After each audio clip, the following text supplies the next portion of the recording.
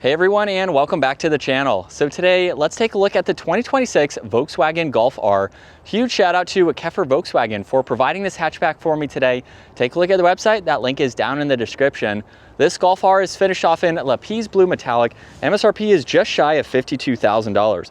This is powered by the 2-liter inline 4-cylinder turbo. It's paired to the 7-speed dual clutch automatic and pumps out 328 horsepower, 310 pound-feet of torque. It is all-wheel drive. Weighs in around 3,400 pounds. It'll do 0 to 60 in 4.1 seconds with a top speed up to 168 miles an hour. It also has a fuel capacity of 14.5 gallons. You'll expect to see 22 miles per gallon in the city and 32 out on the highway. This also has a wheelbase of 103.5 inches. Its overall length is 168.9. It has a width of 70.4 and a height of 57.7 inches. Now for the latest model from Volkswagen, you'll notice that the Volkswagen badge is fairly large. That is also a sensor for some of the distance pacing tech features.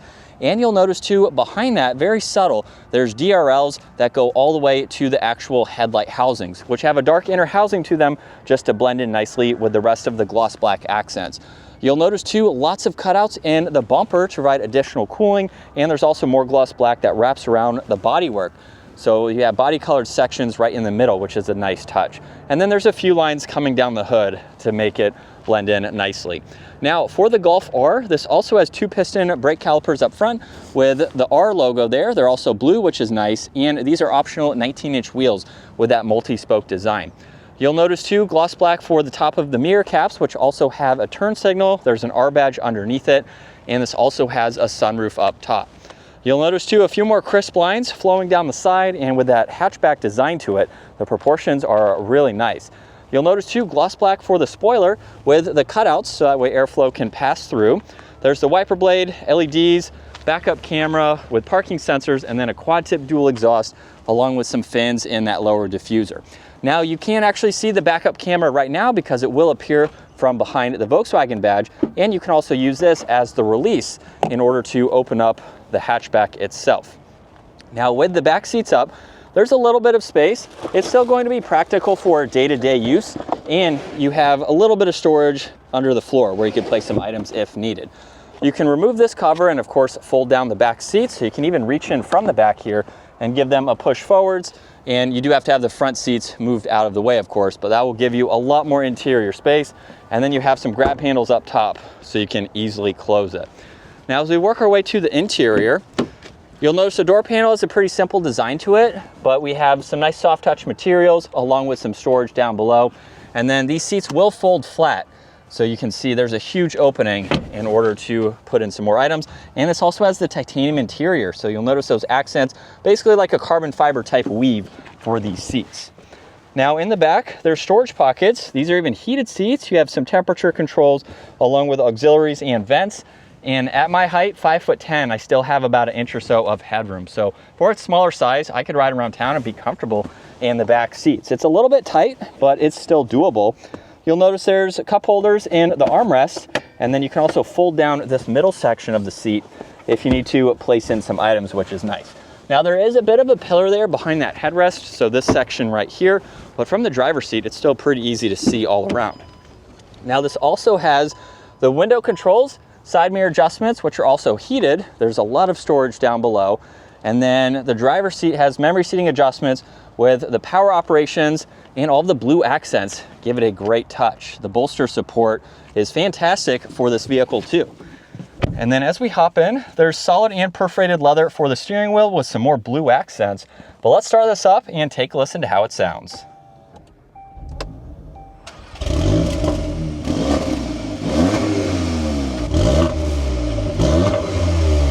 And coming back to the digital gauge cluster now, to go through all this information, there's controls over on the right side, where you'll notice there's voice commands, there's also the heated steering wheel control, tuning, and then all of the arrows to further go through this. So if I tap on the right arrow, we can bring up information on this right side and start scrolling through all of these vitals, which is nice to see.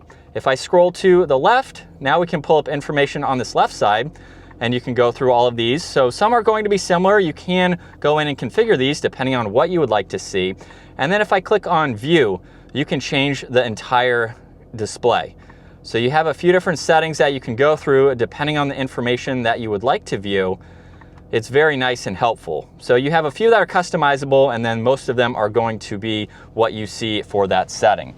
Now this also has massive paddle shifters, and then on the left side there's cruise control settings along with volume and an R button too. So when you push on that, you can go through the different driving modes, even customize a mode too, depending on how you want the vehicle to react. There's one air vent along with headlight adjustments and some defrosters on the left side. This has Harman Kardon for the audio. There's also a head-up display. It's showing miles per hour and your cruise. And then we have a huge infotainment system that's very easy to go through. If I start off with the 8 squares on that upper left, you get into these icons here. So you have quite a lot that you can monitor, and then back to the home screen, you have this split view. You can also swipe to the right, and you have a few screens that you can also swipe within too. So just depending on what you need to see. If you push on the center square right here, that's how you get back to home. In the lower section too, you'll also notice the heated and ventilated seats, along with being able to access the climate controls. So you can bring that up in full screen and go through pretty much everything. Makes it very easy to read and operate. If you push on the car up top, you can get into some of the favorites. There's also engine start stop, navigation, phone, and music. So those are easy to pull up. You can swipe down for a few more settings there, and then you'll notice in the lower section, there's volume adjustments along with temperature adjustments. So they are kind of redundant, but your passenger can reach to, and then your driver can reach to as well. Now underneath that, you can push on climates, so you can quickly get into your climates. There's also mode, so the driving modes. You can get into some of the camera settings for your parking, and then push on camera as well and monitor some of this information, even the different angles here. And then you can exit out of the camera and go to assistance here and pull up some of this information as well. Hazards are right in the middle. There's also wireless charging with a lot of space. You get a little bit of space to the right of the shifter. Push that forwards, that's how you can bring up the camera system, and then you have drive and sport mode. Park is in front, e-brake is behind it.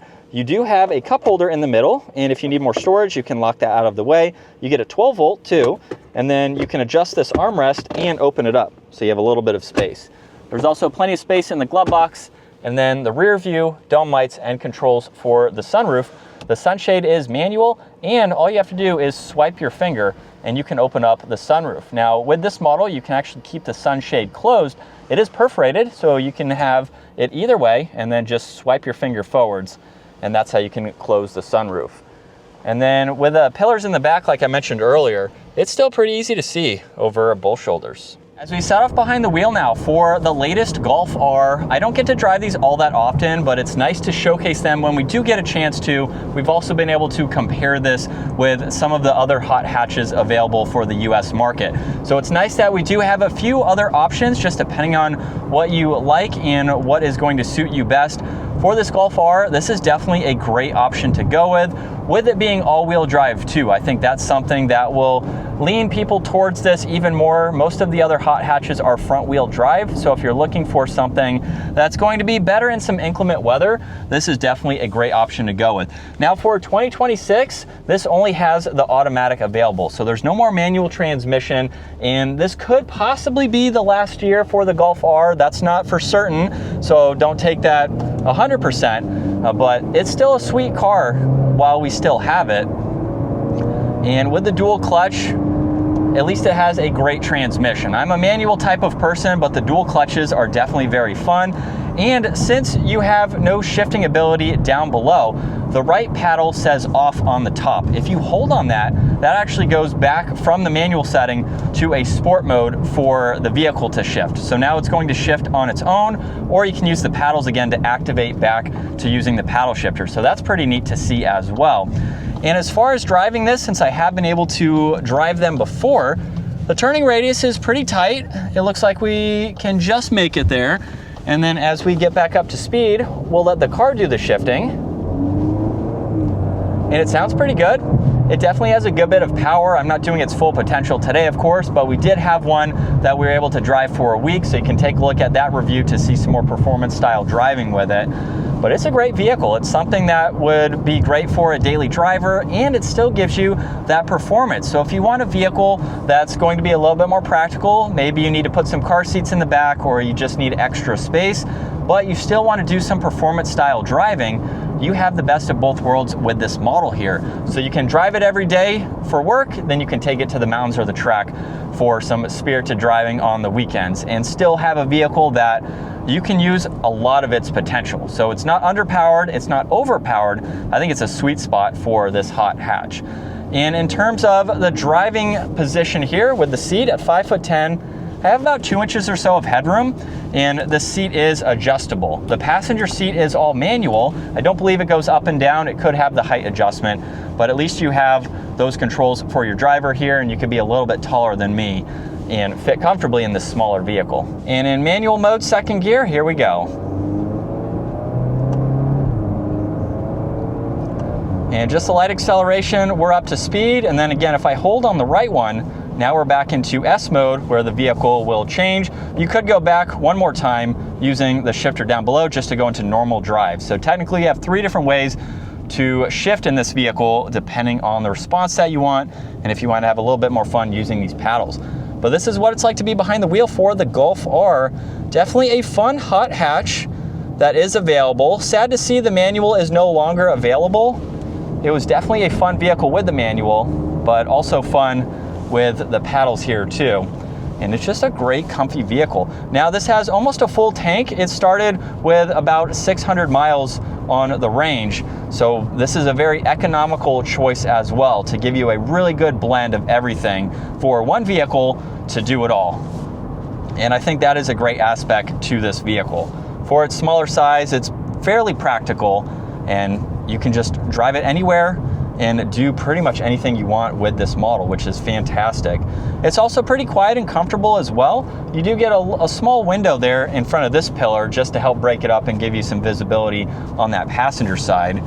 But other than that, we do have some plastics, kind of similar to the competitors for this price point and what you are getting. But in general, I think the interior looks very nice. From previous Volkswagens that I've driven, a lot of people weren't all that huge of a fan of this larger screen, but I think it's fantastic. Very touch sensitive, so it's extremely easy to go through. While there aren't a ton of physical buttons, I think that's laid out well in order to use all that information. And while this is kind of my first impressions, although I have been around the vehicle, just not in quite some time, I really like it. There's not much that I don't like as a non-owner. I think it is a great layout and a really nice platform, one that also has some tuning potential and a huge following with the Volkswagen Golf crowd. So it's a great option. It may or may not be the last year to get one, so if you are looking to get into a Golf R, you can check one out now before they possibly are gone. I think there's going to be some updates for some 2027 years from Volkswagen. I'm not sure if this is on that list or not, so we will just have to wait and see. But that is going to wrap it up for the 2026 Volkswagen Golf R. Once again, a huge shout out to FOURR Volkswagen for providing this for me today.